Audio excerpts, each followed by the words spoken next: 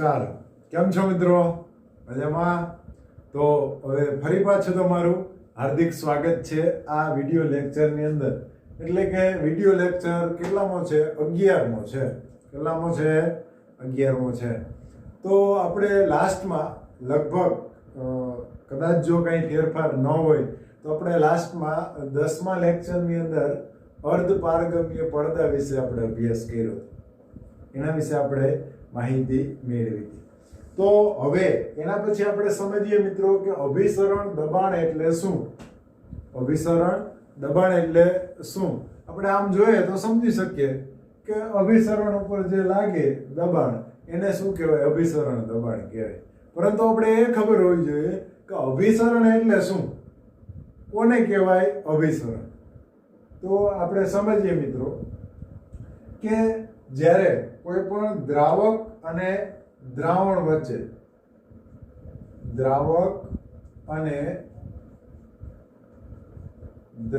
વચ્ચે અર્ધપારગમ્ય પડદો હોય,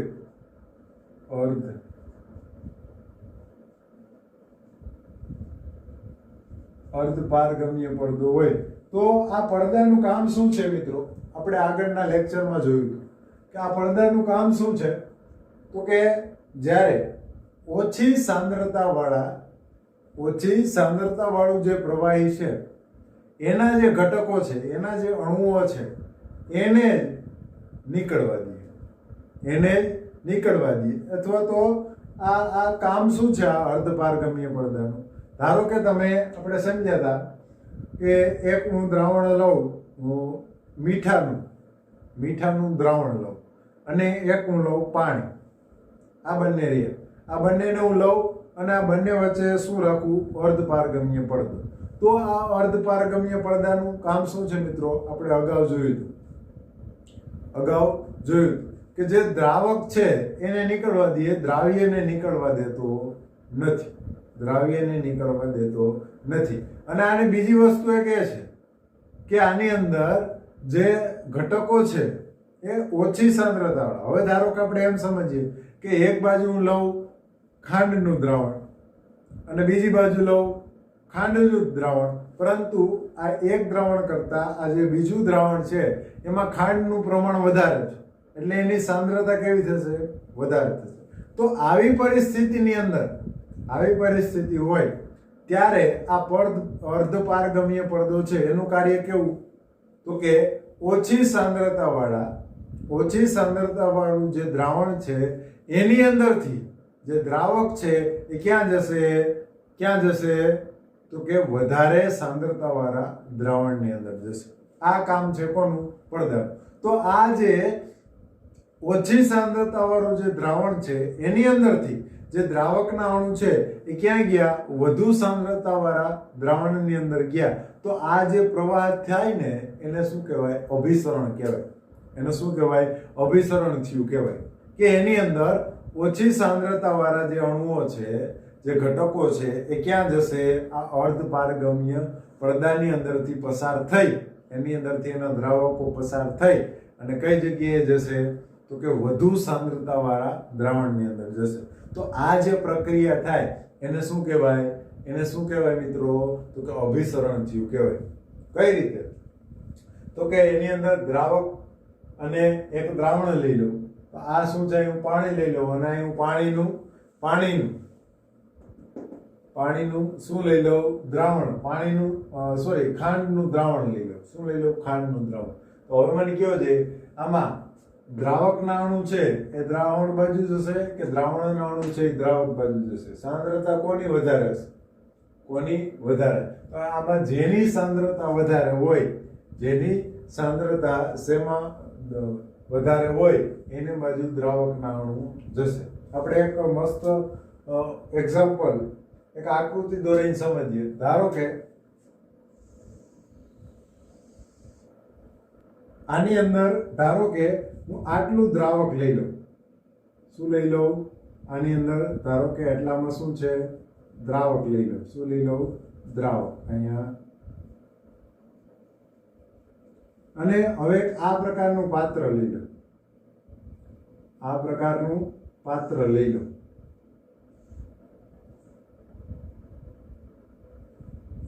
અને એની અંદર હું કોઈ પણ દ્રાવણ છે એ આટલું ભરી દઉં.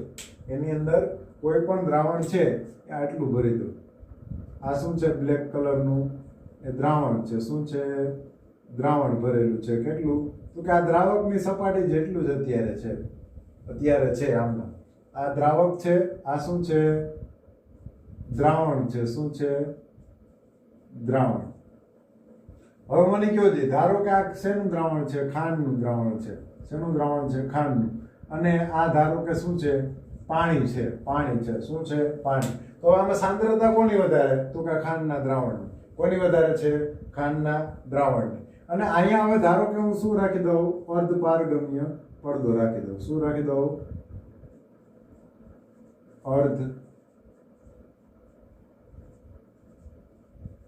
અર્ધપારગમ્ય પડદો રાખી દઉં. ત્યારબાદ આને હું અંદર શેમાં જવા દઉં? દ્રાવકની અંદર જવા દઉં. તો આપણે અર્ધપારગમ્ય પડદાનું કામ શું? તો કે દ્રાવકના અણુ છે એને નીકળવા દે, દ્રાવ્યના અણુને નીકળવા દેતો નથી. અથવા તો એમ પણ કહી શકીએ કે દ્રાવકના અણુઓ છે એ ઓછી સાંદ્રતાથી વધુ સાંદ્રતા તરફ જાય. તો અહીં વધારે સાંદ્રતા કોની છે? તો કે ખાંડના દ્રાવણ. કોની છે? ખાંડના દ્રાવણ. તો સ્વાભાવિક વસ્તુ છે, આ પાણીના ઘટકો છે એ ક્યાં જશે? તો કે આ દ્રાવણની અંદર જશે. શું કામે આવું થાય? તો કે આપણે અર્ધપારગમ્ય પડદો રાખ્યો. અને આ જે પ્રક્રિયા થાય અહીંથી, જે આના ઘટક કણો છે એ આની અંદર જાય, આ જે પ્રક્રિયા થાય એને શું કહેવાય? અભિસરણ કહેવાય. શું કહેવાય? અભિસરણ કહેવાય. તો અહીંયા પેલા મિત્રો આટલું હતું. તો સ્વાભાવિક વસ્તુ છે, દ્રાવકના કણો છે આ અર્ધપારગમ્યમાંથી પસાર થઈ અને આ દ્રાવણની અંદર જાય, તો સ્વાભાવિક વસ્તુ દ્રાવણની અંદર એનું પ્રેશર વધવાનું છે. એનું પ્રેશર વધવાનું છે. કેટલું વધ્યું? તો પેલા અહીં લગી ધારો કે એનું પ્રેશર હતું, તો હવે ધારો કે અહીં લગી ભરાઈ ગયું. તો આ જે વધ્યું ને, આ જે હાઈટ વધારે થઈ એટલું ધારો કે શું થયું? પ્રેશર વધ્યું. ધારો કે અત્યારે પ્રેશર નહીં, ધારો કે આપણે એની હાઈટ આટલી વધી, આટલી એની હાઈટ વધી, તો આને શું કહેવાય? આ અભિસરણ થયું કહેવાય. શું કહેવાય? અભિસરણ. એની અંદર શું થયા? આ દ્રાવકના અણુઓ છે એ દ્રાવકમાંથી કઈ જગ્યાએ ગયા? દ્રાવણની અંદર. શું કામ આવું થાય? તો કે આ અર્ધપારગમ્ય પડદાનું કામ શું છે? તો કે દ્રાવકના અણુઓને પસાર થવા દે, દ્રાવ્યના અણુને પસાર થવા દેતું નથી. અથવા તો ઓછી સાંદ્રતાવાળા અણુઓ છે, ઘટકો છે, એ ક્યાં જશે? વધુ સાંદ્રતાવાળાને એની અંદર જવા દે. આ પ્રકારની પ્રક્રિયા થાય એને શું કહેવાય? અભિસરણ કહેવાય. શું કહેવાય? અભિસરણ કહેવાય. હવે મિત્રો આપણે વાત કરીએ એના પર લાગતું દબાણ. હવે અભિસરણ દબાણની વાત કરીએ તો એના માટે એક આકૃતિ દોરું.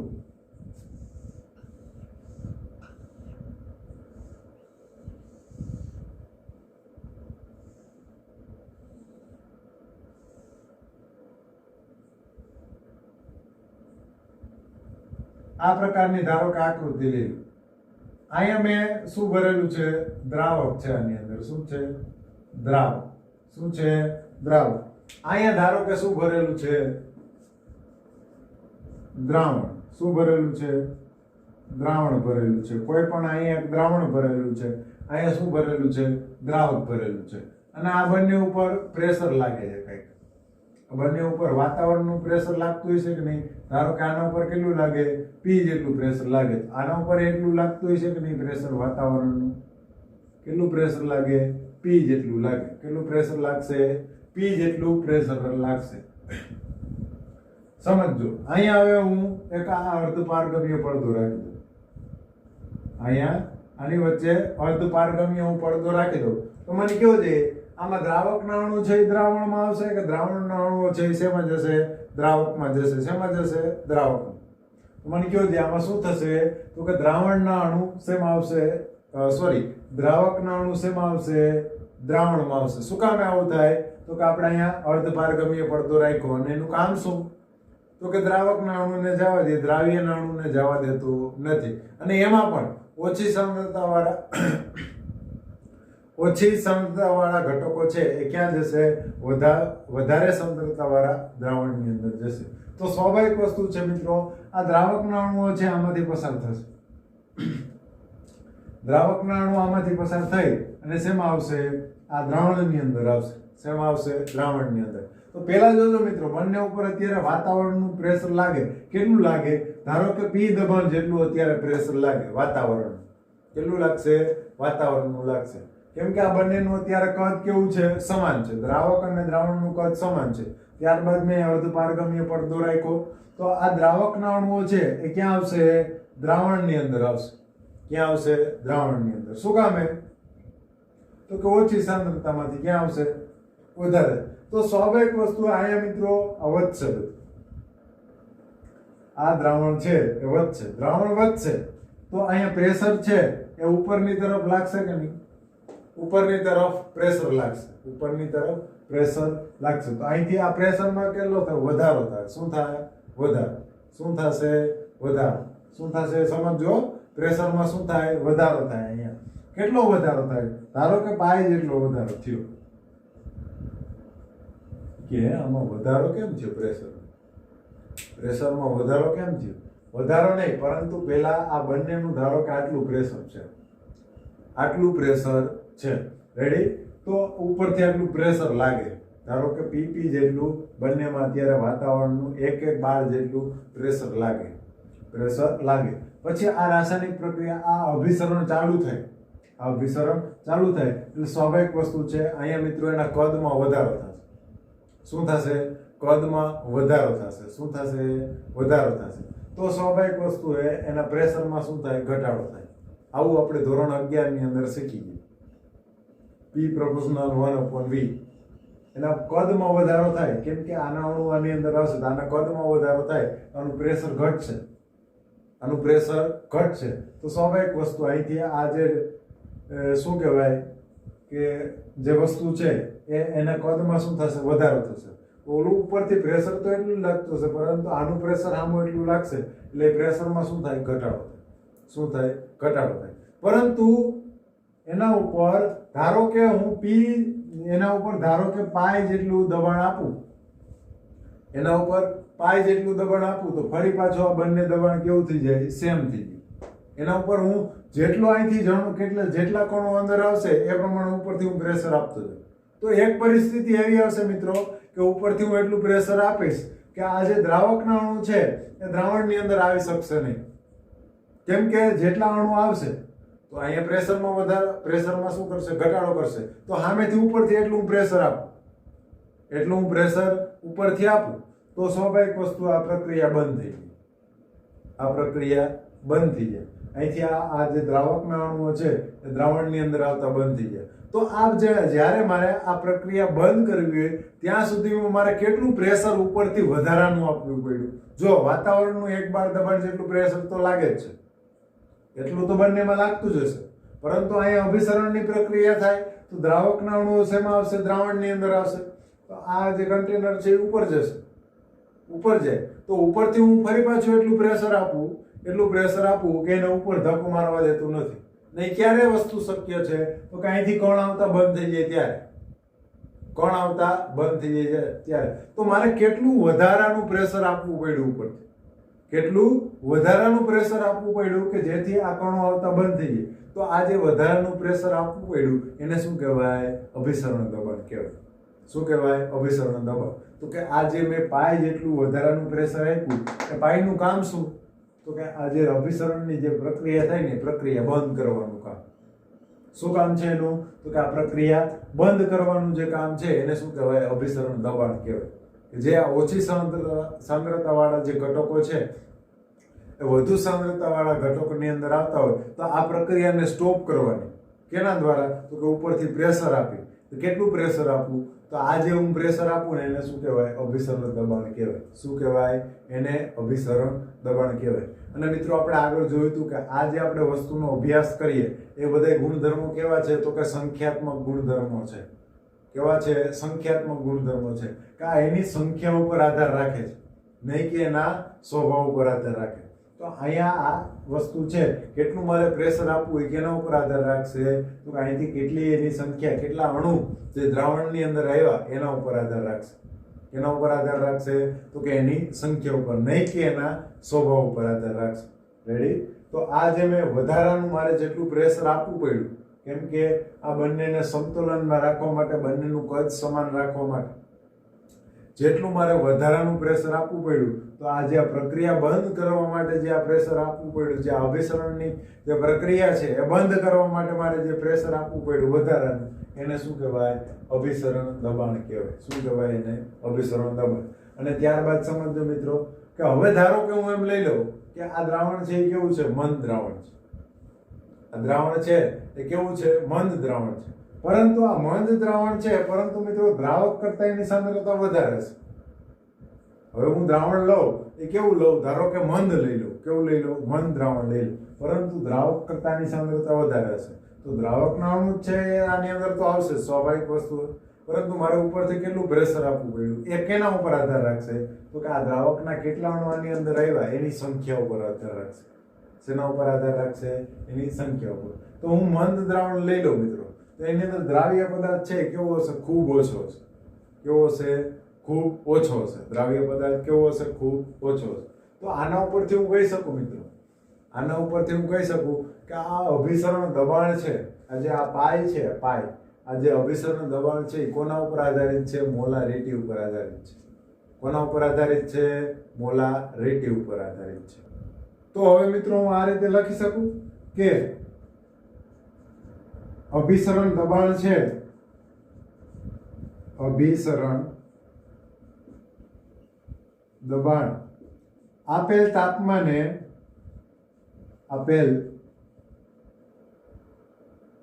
તાપમાને મોલારિટી, મોલારિટી એટલે કે સી, અહીં હું લઈ લઉં સી ના સમપ્રમાણમાં હોય, સી ના સમપ્રમાણમાં હોય. આવું હું કહી શકું?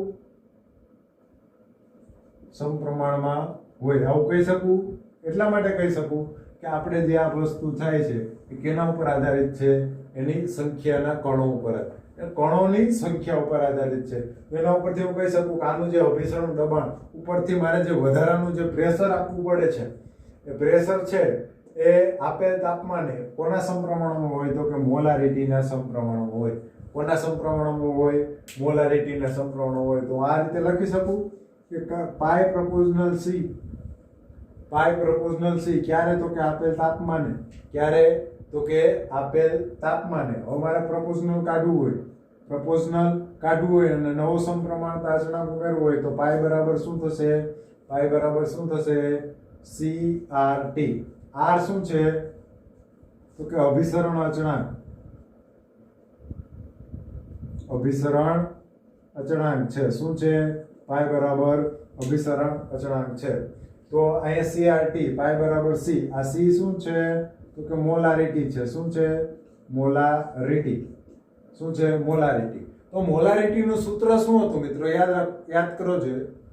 મોલારિટીનું સૂત્ર શું હતું? તો કે સી બરાબર શું થાય? તો કે દ્રાવકના મોલ છેદમાં, દ્રાવકના મોલ છેદમાં દ્રાવણનું કદ, દ્રાવણનું કદ. આવું આપણે જોયું. શેના બરાબર? મોલારિટી બરાબર. અને આ શું છે? મંદ દ્રાવણ છે. તો એની અંદર દ્રાવકના મોલ છે એને હું શેના તરીકે દર્શાવું? ધારો કે N2 વડે દર્શાવું. તો N2 ના છેદમાં શું થશે? V થશે. શું થશે? V. તો અહીંયા હું મૂકી દઉં તો પાઈ બરાબર શું થાય? N2 RT/V. તો N2 બરાબર શું થાય મિત્રો? તો કે W2 ના છેદમાં M2, કે વજનના છેદમાં એનું પરમાણ્વીય દળ, એનું આણ્વીય દળ, એનું મોલર દળ. રેડી? તો એ હું અહીંયા મૂકી દઉં તો હવે પાઈ બરાબર શું થાય? તો કે W2 RT × M2 × V. આવું થાય. તો અભિસરણ દબાણ બરાબર આપણે સૂત્ર મળ્યું મિત્રો કે W2 RT/M2 × V. આ પ્રકારનું આપણે સૂત્ર મળ્યું. આ પ્રકારનો પ્રશ્ન પણ પૂછાય તમને કે અભિસરણ દબાણ એટલે શું? સમજાવો અને એના ઉપરથી સૂત્ર તારો. તો એમાં મિત્રો આપણે સમજવાનું એ છે કે અભિસરણ દબાણ છે એ આપેલ તાપમાને મોલારિટીના સમપ્રમાણમાં હોય. એના પછી મોલારિટીનું સૂત્ર મૂકવાનું. એટલે પાઈ બરાબર CRT થાય તેમાં મોલારિટીનું સૂત્ર મૂકવાનું. મોલની જગ્યાએ વજનના છેદમાં એનું આણ્વીય દળ મૂકી દેવાનું. એટલે આપણે શું મળી જાય? અભિસરણ દબાણ માટેનું સૂત્ર મળી જાય. તો હવે સૂત્ર શું મળ્યું? પાઈ અહીંયા શું છે પાય છે એ શું છે તો કે અભિસરણ દબાણ છે. શું છે? અભિસરણ દબાણ. W2 શું છે? W2 શું છે તો કે એની અંદર જે દ્રાવક પદાર્થ છે જે દ્રાવ્ય પદાર્થ છે એ દ્રાવ્ય પદાર્થનું વજન R છે એ શું છે તો કે અભિસરણ અચળાંક છે. શું છે? અભિસરણ અચળાંક. આપે તાપમાન એટલે કોઈ પણ તાપમાને M2 શું છે? M2 શું છે મિત્રો? તો કે M2 છે એ દ્રાવ્યનું દળ, આ દ્રાવ્યનું પરમાણ્વીય એનું આણ્વીય દળ છે અને V શું છે તો કે એનું કદ, દ્રાવણનું કદ છે. રેડી? તો આ પ્રકારે મિત્રો આની અંદરથી તમને પૂછી લે કે એનું અભિસરણ દબાણ ગણો અથવા તો M2 દ્રાવ્યનું મોલર દળ ગણો, એનું કદ ગણો, એનું તાપમાન ગણો, દ્રાવ્યનું વજન ગણો. આમાંથી કોઈ પણ વસ્તુ તમને પૂછી લે તો એ સૂત્રનો કરતા બનાવી અને વસ્તુનો આપણે ગોતી શકીએ અને એનો આપણે અભ્યાસ કરી શકીએ. તો આ વાત થઈ મિત્રો અભિસરણ દબાણ વિશે આપણે અભ્યાસ કર્યો. એના પછી મિત્રો એના પછીનો ક્વેશ્ચન આવે છે કે પોલિમર માટે આણ્વીય દળ નક્કી કરવા કઈ પદ્ધતિ વધુ યોગ્ય છે? જો કે આ પ્રશ્ન એવો છે ક્યારે પૂછવાનો છે નહીં, માત્ર ને માત્ર સમજણ મેળવવાની છે. પરંતુ આ વખતે 2020 છે મિત્રો, એટલે કાંઈ નક્કી થતું નથી શું પૂછાય શું નહીં, કેમ કે 2020 છે એને લગભગ ગાંડા કરી દીધા. કેવા કરી દીધા? ગાંડા. 50% માણસોને શું કરી નાખ્યું? ગાંડા કરી નાખ્યા અને બેરોજગાર કરી નાખ્યા. આપણે તો હજી હાલે આ વિડીયો લેક્ચરનું. બાકી હમણાં તો એક સ્ટેટસ જોયું હતું, એ વિડીયો તો મૂળ તો બ્રેકઅપ થયું હોય એનો, ભાઈનું બ્રેકઅપ થયું હોય નવું એટલે ભાઈ રોતા હોય જોરદાર, આ પ્રકારનો વિડીયો હતો. પણ 4 વ્હીલમાં બેસીને ક્યારેક કાઢવા આવે તો જોજો.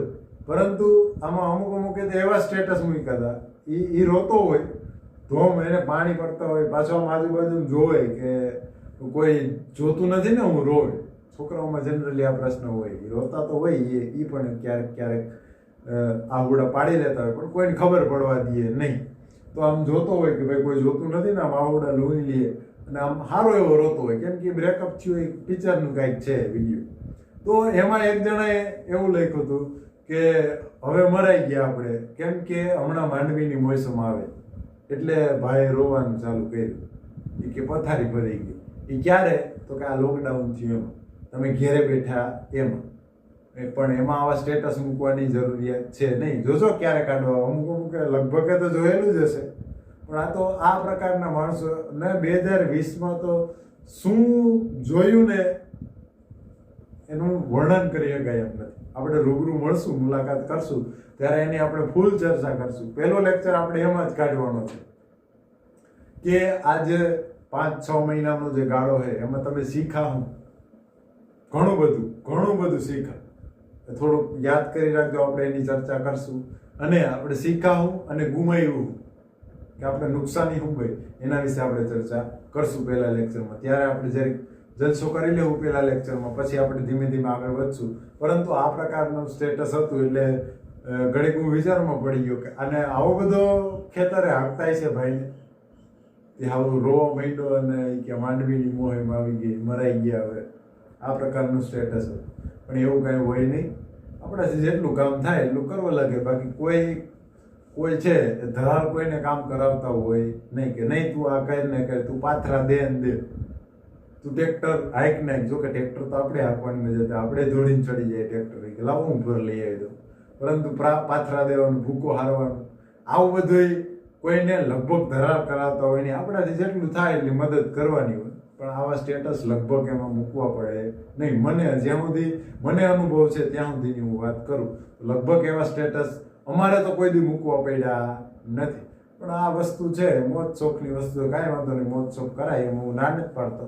પરંતુ આપણે વાત કરતા હતા કે 2020 છે, આવા પ્રશ્નો પૂછાય જાય, આનું કાંઈ નક્કી રહેતું નથી. તો આપણે થોડીક ચર્ચા કરી લઈએ. આપણે ચર્ચા કરવામાં શું વાંધો, ચર્ચા કરી લઈએ કે ભાઈ પોલિમર માટે તો કે પોલિમર એટલે પોલિમર છે એનું આખું તમારે ચેપ્ટર આવશે, ઉપાધિ કરવાની છે. એક તમને સામાન્ય ઉદાહરણ આપી દઉં, જે ઓલી પીવીસીની લાઈન હોય ને, પીવીસીની લાઈન આપણે જે ફુવારાની લાઈનો છે, પછી આપણે મકાનની અંદર જ્યારે ફિટિંગ કરતા હોય અંદર ત્યારે પાણીની લાઈન નાખીએ, જે લાઇટ ફિટિંગની લાઈન નાખીએ, આ બધી લાઈનો છે ને એને શું કહેવાય? પોલિમર પદાર્થ કહેવાય.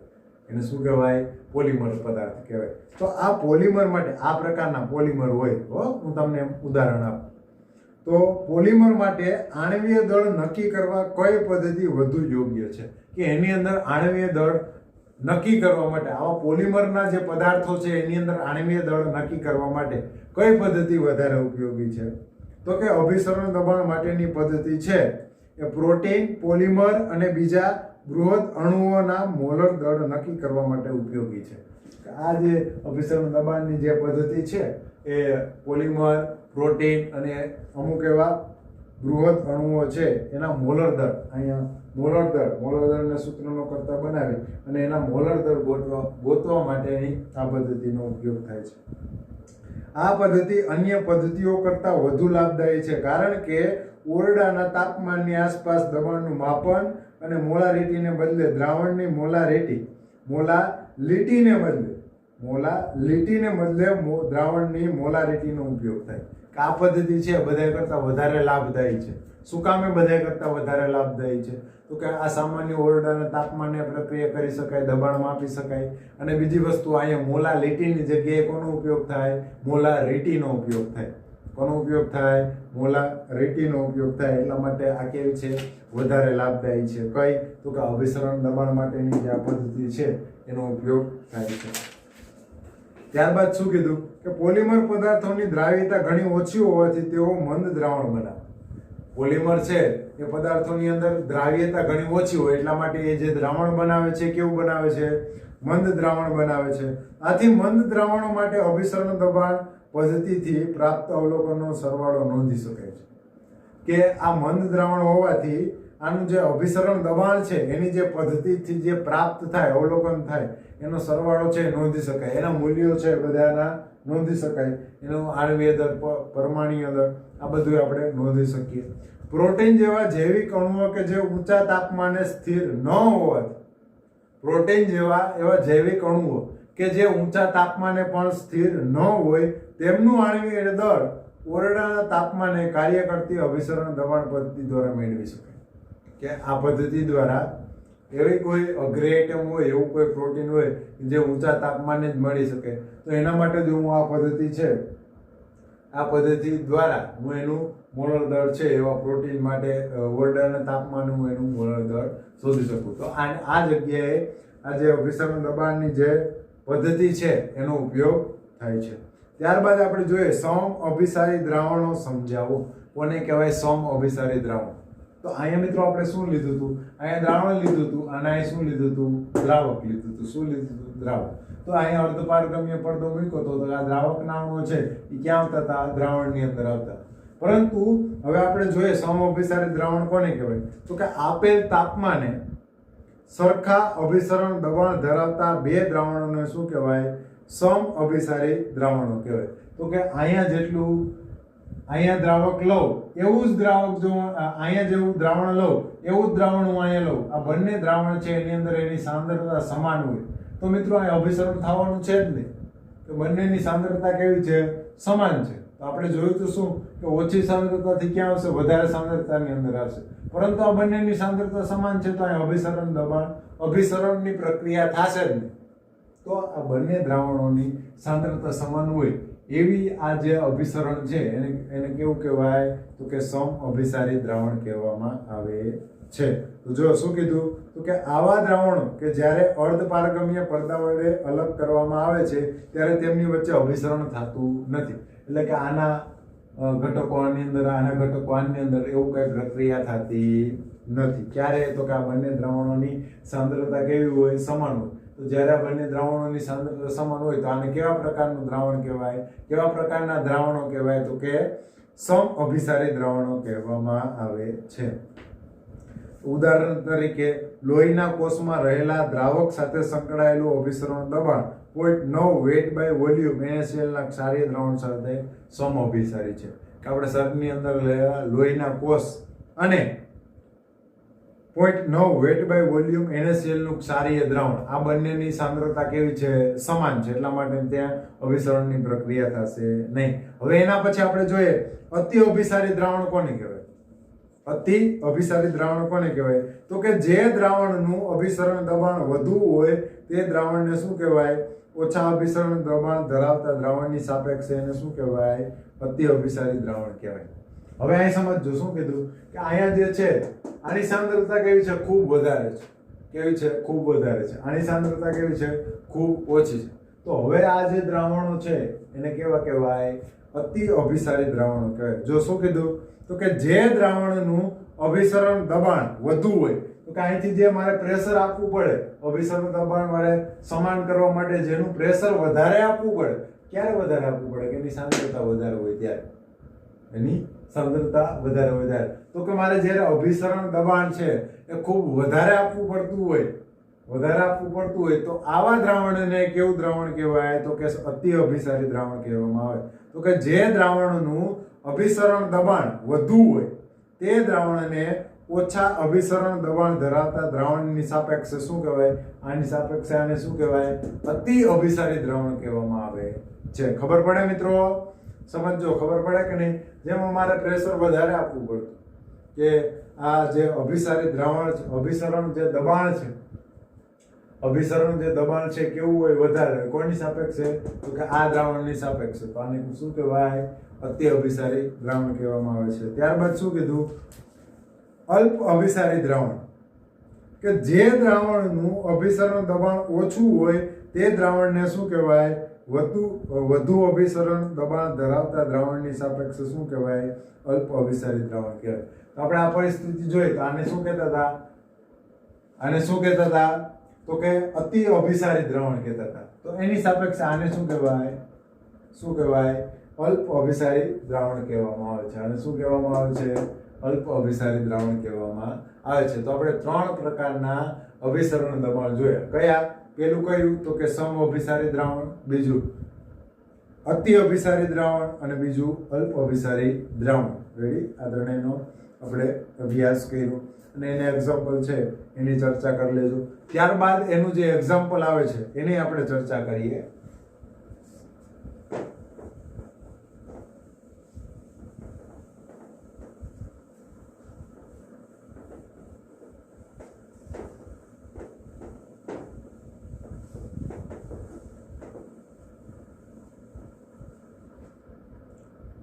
જોઈએ આ એક્ઝામ્પલ શું કહેવા માંગે છે કે પ્રોટીન છે એ 200 સેન્ટીમીટરના જલીય દ્રાવણમાં 1.26 ગ્રામ પ્રોટીન ધરાવે છે. આ પ્રોટીન છે એ કેટલું છે? તો કે 1.26 ગ્રામ છે. કેટલું છે? 1.26 ગ્રામ છે. અને 300 કેલ્વિન તાપમાન કેટલું છે? 300 કેલ્વિન તાપમાન છે. કેટલું છે?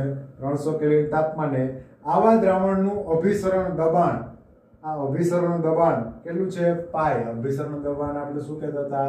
પાઈ. તો પાઈ કેટલું છે? 2.57 ગુણ્યા 10⁻³ બાર છે. તો પ્રોટીનનું મોલર દળ ગણો. પ્રોટીનનું મોલર દળ ગણો. એટલે આપણે શું ગણવાનું છે? M2 ગણવાનું છે. તો આપણે સૂત્ર ઉપરથી જોઈએ. M2 છે, M2 ને સૂત્ર આપણે જે સમીકરણ હતું પાઈ બરાબર શું હતું? W2 RT upon M2 into V. તો M2 ને સૂત્રનો કરતા બનાવો તો શું થાય? W2 RT upon પાઈ into V આવું થાય. તો W2 કેટલું છે? 1.26. કેટલું છે? 1.26. R મૂલ્ય 3.14 ગુણ્યા 10⁻². 8.314 ગુણ્યા 10⁻². એની જગ્યાએ અહીંયા મિત્રો R નું મૂલ્ય કેટલું લીધું છે? તો કે 0.0803 લીટર બાર into mall inverse into kelvin inverse. અને તાપમાન કેટલું છે? 300 કેલ્વિન. તો કેલ્વિન ગયા. રેડી? આ કેટલું છે? અહીંયા ગ્રામમાં છે. રેડી? તો પાઈ કેટલું છે? 2.57 ગુણ્યા 10⁻³ બાર છે. કેટલું છે? 12 ગયા. 12 જાય કે નહીં? તો કદ કેટલું છે? કદ હવે મેળવવાનું છે. અહીંયા ફાફા વરસાવ્યું. કદ કેટલું છે?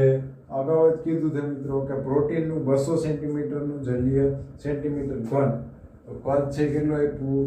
200 સેન્ટીમીટર ઘન આપ્યું, પરંતુ આપણે એને સેન્ટીમીટર ઘનમાં રહેવા દેશું નહીં. શેમાં ફેરવશું? લીટરમાં. તો કેટલું થશે? 0.200 લીટર થશે. કેટલું થશે? 0.200 લીટર. તો હું અહીં મૂકી દઉં 0.200 લીટર. તો આ લીટર ગયા. હવે વધ્યું શું? એક તો ગ્રામ વધ્યું ઇન્ટુ મોલ ઇન્વર્સ. આ એકમ છે મિત્રો મોલર દરનો.